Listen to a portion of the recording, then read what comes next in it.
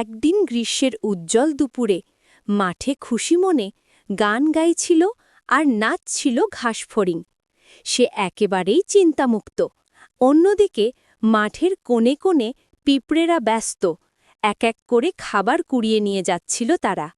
শীতের দিনের জন্য জমা করছিল খাবার। ঘাসফড়িং হেসে বলল, আরে বন্ধুদের, এত কষ্ট করছো কেন? এসো না, আমার সাথে গান গাও, নাচো, খেলো।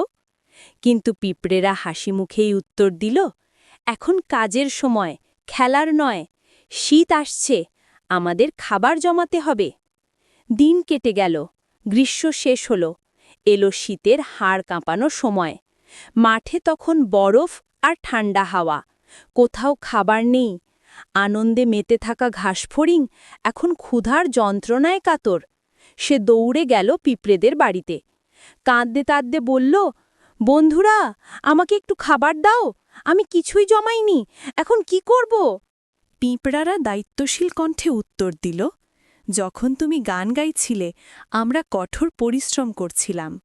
ভবিষ্যতের জন্য প্রস্তুতি নেওয়াই বুদ্ধিমানের কাজ। ঘাসফড়িং লজ্জায় মাথা নিচু করল। আর তখনই আমরা শিখি, অলসতা নয়, পরিশ্রমে জীবনে সঠিক ফল দেয়।